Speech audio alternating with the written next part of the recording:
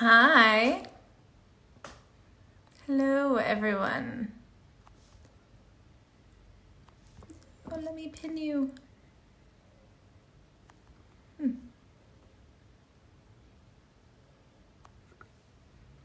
that work? Let's see. Pin comment. Boom. All right. Hello, everyone. How's everybody doing?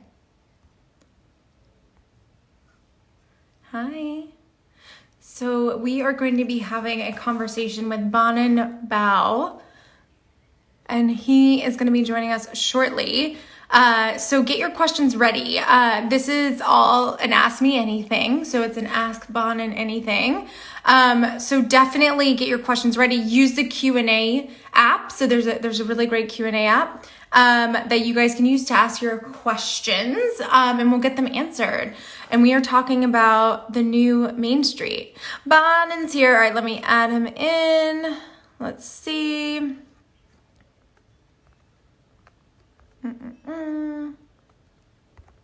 There he is. Okay.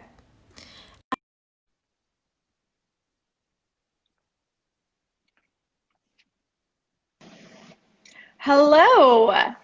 Hey, how are you? Can you hear me? I can hear you. How's it All right, going? good. Well, it's going great, just holding it down in the epicenter for all you people reporting live. Every day's a Thursday. Every day's how are things in New York? They've gotten a lot better. I think, New York tough. They've gotten a lot better. The cases are coming down. It was nice to see some local restaurants. We support local, of course.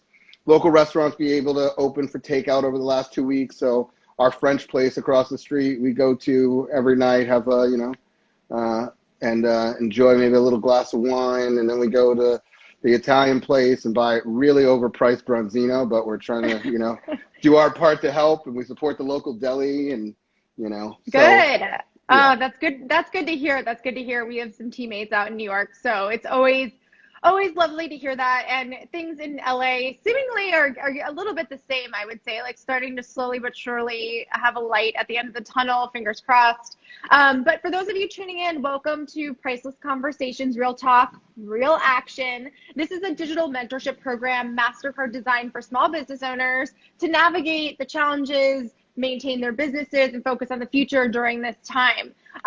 So I'm here today. I'm so excited to be with Bonin Bough, small business advisor, world-renowned marketing guru, and chief growth officer at Bonin Ventures. So just a true wealth of knowledge here. So we every week are taking questions from the Hello Alice community and answering them here live, but also this is really for everyone that's tuning in to ask their questions. So be sure to ask your questions below, and I'll do my best to get to them, and kind of ask anything that you're looking for via the Q&A app. But thank you so much for joining us, and we're so excited to kind of get into some of the questions that you were able to answer. But first and foremost, like, how's it going for you? It's clearly the business world isn't the same as it was. That's for sure. There's been Main Street is vastly different, so that makes me a little bit sad. It makes me a lot of bit sad. So working kind of on thinking through that for a lot of people. It was funny, the very beginning of it, I got a lot of phone calls from, so just, yeah, you mentioned your audience, but I spent 20 years of my life in corporate. I built 2 global digital agencies, one privately held, one publicly held. And then I was chief digital officer for PepsiCo, and then I ran marketing and media for Mondelez for 5 years as chief media and e-commerce officer, built their e-com business. So I have a huge network. Then we built a beauty business that we took from 200 to 300 and sold to Unilever. So I have a lot of network in the marketing, brand, corporate space. In that very beginning, you begin to talk to everybody, and everybody was just asking the same question. People I haven't heard from in years, senior people at the largest organizations in the world are just like, what are you predicting? Where's your head at? And it's just like, you don't really know. I think the big thing was really how do you maintain your people first and foremost. How do you keep them inspired? How do you keep them grounded? How do you make sure that you're thinking about mental health? Most people learn new skills of how to manage teams remotely, which they had never done. And then when I talked to the small business owners, the restaurant owners and those guys, that was really about what are the pivots that I can do to save as much revenue as I can, or to create as much good customer will so that I know that I have my audience still there when I can come back. And a great example was there was a nail salon across the street from us. Then they, that first week they started delivering nail kits and doing Instagram live tutorials to any customer, and it was relatively inexpensive. And they I would see them downstairs in the building. They would drop off the packets, and so yeah, it's really been about change and adjustment. And during that beginning, we had one approach. I've been talking most recently about how do we now flatten the decline of revenue, and really now it's really about how do you increase the curve, and what are you going to do to kind of come out of this. Yeah, absolutely. I mean, I think a lot of people that I've been talking to as well, Sally Krawcheck being one of them, was saying, is this going to be a V or is it going to be a U, in terms of the recovery of everything? And I think everyone's hoping it's a V, but, we're kind of in the middle of it, not knowing anything. And like you said, the first couple of weeks, I was really impressed and inspired by a lot of companies in the way that they pivoted so quickly. The nail salon is a great example. But I think also at that time, people thought this was maybe a couple of weeks, maybe a month. And now, we're here 3 months almost later. So I think, I want to talk a little bit about reopening and your thoughts on that. But just to get to the first question from the Hello Alice community, someone asked, I own a small town barbershop and it's been a bit scary to reopen. What can I do to make my clients feel safe? And I think this question could be applied to a ton of different types of businesses. What are your thoughts? Yeah, that was an interesting question. And I think that they, just for everybody, I answered, I think there was like 25 questions on the Hello Alice. So, you'll get to see kind of my thinking. And so I definitely encourage you to visit that. I want to give a huge thank you to Mastercard. We've done Grow Your Biz together before. And Jaclyn, thank you for having me. And thank you for the audience. And I'm just excited and happy to help people kind of solve some of their business challenges. In this specific instance, I really think that we're facing consumer confidence challenges as well. Now, you are seeing people run out and party and maybe not social distance as much as they probably should. That's a whole different story. But I think you have a large percentage of the population that still is unsure about what the real situation is. And so they're taking their health into great account. And some of them might also have, like I do, a 92-year-old dad at home who's also worried about my actions and how they. And so I think that in this case, I think really leaning into how do you create a protective environment. And so as I was thinking about it, I said, what would I do? So if I have a barbershop, I think there's two things. One, because this question is asked specifically about health, I think you got to make it feel as the most sanitary possible barbershop that somebody could ever humanly go to. And even simple things like shower curtains that separate the chairs, and, just masks and gloves and, different ways to even show how you're sanitizing the tools, and like really lean into talking about that so you can make a safe environment for the most amount of people. That's my first and foremost, I think. And then I think, a lot of businesses are going to be in the same thing as this is now the time more than ever to call on your friends and family. And, and so every single person in your phone book, hey, I'm open again. I am giving a discount if you come in. I know you got bad hair. I saw Bonin, what he looks like. It's like Survivor over there. And I know many of you look like that. And on top of that, if you can recommend a friend to me, then I will give you that haircut for maybe even free for this one out, maybe 50% off. And then the other thing is get their phone numbers. The new people that come in, you're now going to have to build a base of people that you can connect to and reach out to on a continual basis to kind of continue to drive that recovery. So that's really what I think is, that's what I would be doing. Yeah, absolutely. And do you think, one of the things that's interesting that you mentioned, get their phone numbers, is a lot of people have been talking to us at least about like text communication from a brand perspective. What's your feelings on that? I quit Mondelez so I could invest in messaging tech. I was living in China and I was watching WeChat grow. I just launched WeChat in Brazil, and I said, I'm going to quit invested messaging tech, and I'm going to become rich. Well, I met a guy named Rich who owned the natural beauty business, and I said, the only way I'm going to do this with you is if you let me build profiles through messaging. And that's what we did for 12 months and was really able to drive that business. I, to date, have invested in 12 messaging tech companies. I probably have the largest, definitely individual portfolio, but even probably institutional portfolio of messaging tech. So I'm a believer, I'm all in. We run a business called Open Message, which is the first branded visual messages. I think that small businesses benefit tremendously from the use of text, but I think brands overall, I tell people through this whole time, if you had somebody's phone number right now, if you had your consumer's phone number right now, how happy would you be? Right? I mean, you can have their email address, you can have their, have them connected to you on Insta, but the reality is if you have their phone number, so when you look, just to give people some perspective, we have been over these last 3 months really on Open Message, and not trying to plug, but really building up kind of some of our clients. So we have a beauty business that has built a platform of consumers and subscribers, and we're seeing they'll send out a text message and say, hey, we got a discount on this product, and we'll see 75% conversion on the database. Really? Boom. Wow. Same day. I've never seen anything like it. We have an influencer that is TikTok that we're able to drive 400,000 signups in 2 hours, and now they're seeing 50% conversion on that database. We see 35% conversion on people who would transition for a grocery store from email over to text, because the people who give you their phone number, I will tell you one thing, they want to be connected to you.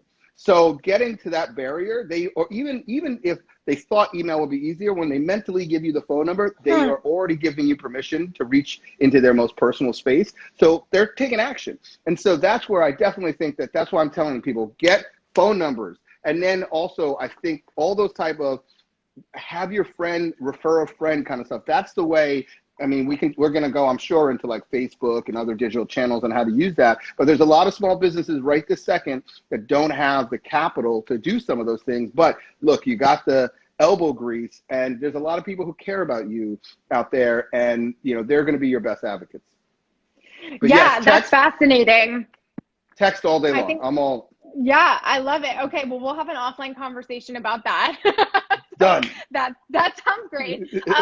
But for people who are in industries that are going to have a long road to recovery, specifically a travel business, airlines, anything like that, what tools can you suggest to market their business during this time when they know no one's going to be, hopping on a plane going on vacation anytime soon? Right. So, we do a show called Positivity and Pivots on Thursday night, and we tackled some of the toughest industries. We did retail that started 8 weeks ago. We did retail, we did restaurants, then we did travel.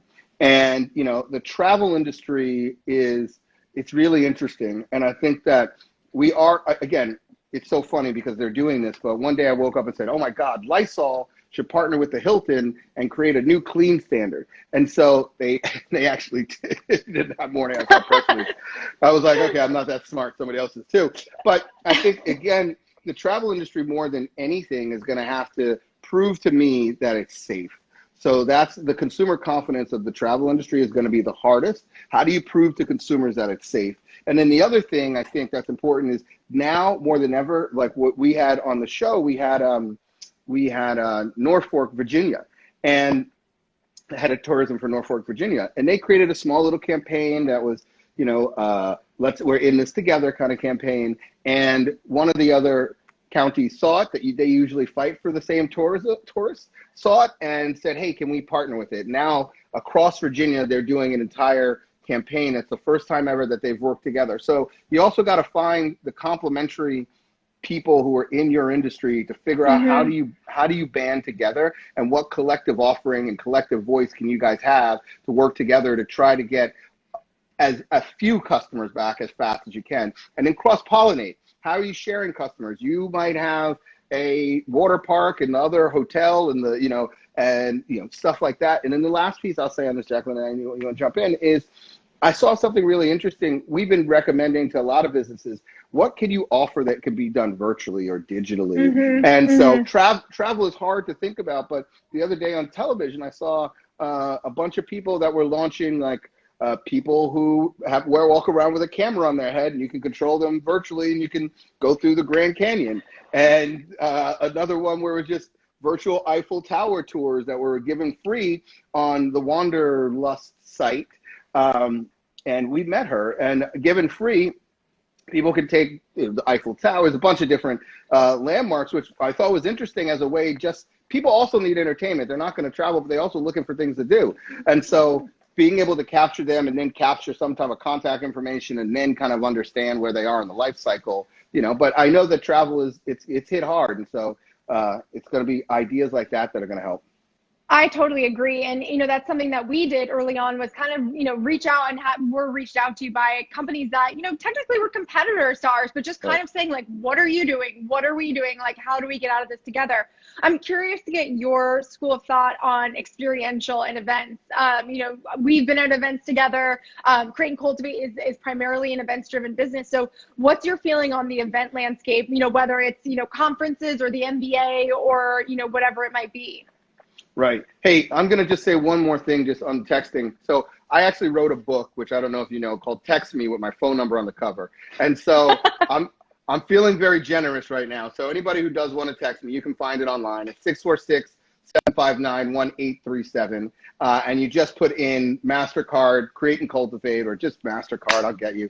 And I'll send you guys I'll send you a free digital copy of the book. Again, it's 646-759-1837, but you can just search for Bonin phone number and it'll come up on the most seen phone number. I text with 50,000 people actually. And so people feel free to ask questions and I'm happy to respond. Literally I have 50,000 phone numbers that I text with. So yes, to answer your question on text, just to put a finer point on it, I'm in on that. But, and I run business off of it, so I think that, it was interesting about the events business. We also did one of the shows were on events, hardest hit, hugely hit. We had movie theater that talked about how they moved to curbside popcorn pickup, how they moved to, you can rent the whole theater out for one family. And now you're seeing all the drive-ins. We did a bunch of virtual events with other companies that we work with. You're seeing a bunch of like drive-ins that they're converting, the Miami Stadium and Dallas. And so I think that we saw that kind of coming when we saw the first one happen in Europe, and we were recommending that to people. I think there's two things that right now, I know the virtual events, the funny thing is from all the people I talk to in the events business, they're saying that the virtual events are getting much bigger numbers than of people who are actually able to see it than they would in person. Now, I know it's hard to monetize them because I know if you have a sponsor-based business, sponsors are not seeing, trust me, I had a very thriving speaking business up until March 16th. And then it was done, right? And so we are like, okay, what's the virtual version of that? And we're trying to figure that out. And I think it's hard because you don't have the human connection piece that people thrive at events. But the funny thing is, one of the things that we've been finding that are even better is the virtual events are great. And I think you can get a lot of value out of that, and there are ways to monetize those. But I actually think that in a strange way, people are also craving small.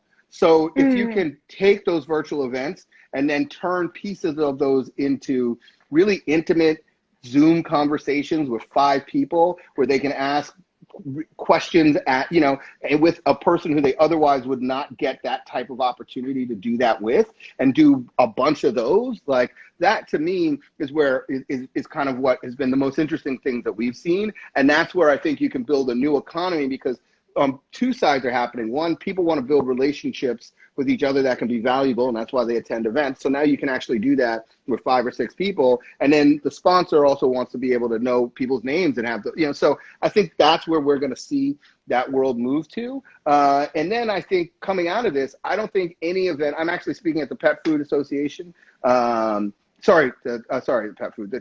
I am speaking there too, but the Travel Association. So they're planning for the end of August, and so I said, look, man, I will be the first up there. I might be wearing gloves and a mask and social distancing, but I'll be there. Because I think we have to also lead by example and make sure that we're so. But I think that that's going to be the way that those kind of events are. But when you come out of this, I don't think there will be any event, if they're smart, I think, that will ever try to do something without a virtual component. because I think there is audience Absolutely. that's been untapped. So that's potentially a positive. That's the thing that I think is the most interesting right now is every business said, there was a great meme that said, who drove digital transformation the best? Was it the CMO, the CEO, or COVID-19? And the reality is so many businesses that didn't think that they could be digital are now forced to be digital. And what of those behaviors are going to stick because they're more Yep. efficient, they're better. The healthcare, we have our show tomorrow is healthcare. And one of the interesting things is telemed. Every doctor said you can't give the same level of care with telemed. Guess what? Now you have to. And now they're figuring out insurance companies are changing to have just virtual insurance plans or insurance plans because the gig economy is you're going to have 50% of the workforce probably switching jobs on a more frequent basis than we ever seen. So how are you going to have, can't you have a health plan that goes with you versus, and so, yeah, that's the interesting thing. But yeah. I totally agree. I mean, I think it's been really interesting on the event side. To your point, like we did our first event, our virtual summit a couple weeks ago. We had over 11,000 people attend. Our conferences usually get 1,500, but 11,000. But what was so interesting was it was from over 50 different countries. And Right. I think like we didn't even realize the magnitude Right. of like the international reach that we had. So, definitely bringing that into the future once, we are able to have IRL events, I think is super smart. So you're an investor. One of the things I want to ask you, because we've gotten this question a lot at Create and Cultivate, is I was in the middle of about to go out to fundraise and COVID-19 hit. And I don't know what to do now. Do I still go out? Do I hold off? Like, what do I do, in the pitch process for raising money? I think you got to go out. I know it's going to be harder, but the thing is here's what's going to happen in the marketplace. The reality is there are going to be a lot of companies that are going to be distressed. So there are still investors that have capital that they need to put to use. And that's unfortunate as some of the socioeconomic situations that we don't have to get into now, they exist. And there are still going to be people who have a lot of money and they're going to keep having a lot of money. And they're going to want to put that capital to work. And in a distressed market, there's going to be a lot of deals. You're going to be able to buy things for, get into things at a very, very lower cost than you could before. So before that market starts fully playing itself out, you need to get your deal in front of folks as fast as possible. So I think that going out right this second and fundraising, we have companies that are actively fundraising right now. And there are, there's less for brand new stuff, but stuff that already has a proven track record or that's on the verge of, but there's just a little less, but it's out there. So I think you got to fundraise now. You can't wait. You got to, and it's going to be a slow time period. You might not get a check for a little bit, but you got to be in front of them. I agree. And also, I just want to remind you guys, feel free to ask your questions, like use the question box, and I'll get to those as well. But I want to talk a little bit about the state of entrepreneurship and being a small business owner. What is your advice for people to stay motivated during these times? I think oftentimes as the CEO or, an entrepreneur, you think of the worst case scenario, but I don't think anyone could have predicted this, what's happening today. So what's your advice for people to stay motivated? Yeah, it's interesting because this was one of the questions that were there, and I sent back a quote to them, which I'm kind of looking for right now. But effectively, it said that, because I heard it on a podcast from Rich Antonell, who you might know is the CEO of Complex and a good friend, and I was listening to his podcast, and he said something which I found very inspiring, which was, leadership means making it seemed like everything is possible, even in the worst period of times. And so to me, I think it's that blind optimism that you still, as a leader, have to have, and you have to believe that. And these are the toughest times ever, and you need to dig really deep, and you need to find that strength, because at the end of the day, the thing you can't forget is there are people out there who want you to win. There are people who are rooting for you. You have customers and friends who want you to be successful, and their energy is going to help drive you if you tap into that energy and don't lose sight of why you do this and what's happening. And I know it's tough. Trust me. We've had to adjust. Again, I had a speaking business wiped out in front of me, which, that was that fuels a lot of our other just networking opportunities for our other businesses. And so it's been hard for us too. And there's some days, the other thing I think is that you got to find the space to keep yourself healthy physically and mentally. Because if you don't find the space, and I find that you're on Zoom calls from 8 in the morning to 8 at night, if you don't find that space for yourself to think, because if you're just on the treadmill just trying to run because you're worried that you're not getting anywhere, then you're not going to think through, what can I do differently? How can I approach this in a new way? So you've got to find a little bit of time on a continual basis to be thinking through the problem and then choosing the areas which you really can affect. At the end of the day, you can't open the cities back up. You know, I mean, you can wear a mask and do that, but you can't open the city back up, get your restaurant back up immediately. You can't do that. So what can you do today that will affect your success tomorrow? And don't focus on the things that are out of your control, man, because that just gets you into a spiral, you know? Yeah, especially as a control freak, it is not a fun time. Yeah. Someone just asked, you know, what your thoughts are on the fitness market currently. You know, I think given that gyms are, again, a business like largely hit by this, but also the online fitness trend is like exploding. So what's your thoughts on that market? You know, here's the thing. The question becomes is what behaviors will stick, right? So what behaviors are people just like, hey, I could just ride this bike at home and that works just well for me. And will that become their behavioral piece? So I do think though, look, if you don't think, so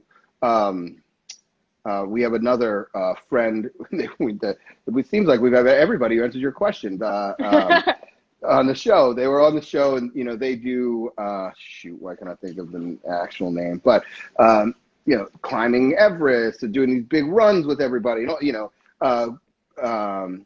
Anyway, and so it's interesting. They've transitioned. They're now going to do the largest terms of human people race challenge that they've ever done. Now you're going to do it on your own. You got to honor system report your time and those kind of things, but they've adjusted and pivoted to how do I do that? And then in order to submit that, you pay a little bit of money to submit it into the database so that you're matched up with everybody and you see the results of who won by country and by this and by that. And so I thought that was genius. I think that if even as a gym, if you're not thinking about how do I have a component that allows people to do something outside of my four walls, then you're going to have a hard time getting back to the type of revenue numbers that you had before. I mean, that's just the fact of the matter. Consumer behavior is changed, and we have to ask ourselves, what is it going to look? And I think in this stage, like, look, the first thing consumers do, and we're helping a major magazine kind of rethink, it was rebound, rethink, rebuild, is kind of the model we've been using. And we're helping a major magazine. And, you know, one of the big things I said is the very first thing we got to think about is people are going to need savings. They basically need to save money. So people are in value mode. So how do you create sliding pricing scales? Look, $1 is better than no dollars. $10 might be better than one, but I mean, zero sucks. So, you know, like, and so that's the thing is that think about how do you reduce the service level? How do you, you know, how can you change the pricing structure? Like we looked at a digital content piece, you know, but the monthly, I was like, I just don't know if people are ready to get back in a new monthly subscription. So instead we took a white label of a platform that allows for you to save, that there's an affiliate money that's made out of that for every dollar somebody saves. We took a pharmaceutical card, which I definitely think people should look at. It's a savings card. We're going to private label that, and we get the more. And then one of those things that look like Honey, the web, you know, browser that saves you. And those three things together should get, the more people use it, the more they will save, the more that you know, you bring the price of this digital subscription down almost maybe to zero, and you're creating a value exchange for them on the other side, as well as you're creating the same revenue that you needed from them. And you're not, you know, it's a mutually beneficial kind of ecosystem. And so those are the kind of ideas that people need to start thinking about, because savings is key. Savings is key, and the pricing structure is genius. Bonin, you're so amazing. This was awesome. Thank you guys so much for tuning into Mastercard's live Priceless Conversations, Real Talk, Real Action. A few people were asking for your phone number, so if you want to drop it in the comments, right, please do. Give Bonin a text. And next week, I'll be talking to Teresa Foglia, who's the CEO of Teresa Foglia. She's an amazing hat maker and building a community-first fashion brand. So go to the Hello Alice website and ask her any question over on the Hello Alice Business for All community section. And we'll continue to host these priceless conversations throughout June and July. And it's going to be a lot of fun. And next time, guys, ask your questions, text Bonin. He has 50,000 text messages to answer, so I'm going to let you get back to it. But thank you so much for your time. This was awesome. All right, Jaclyn, it's such a pleasure. Thank you, everybody. I look forward to hearing from you guys. Thanks. Bye.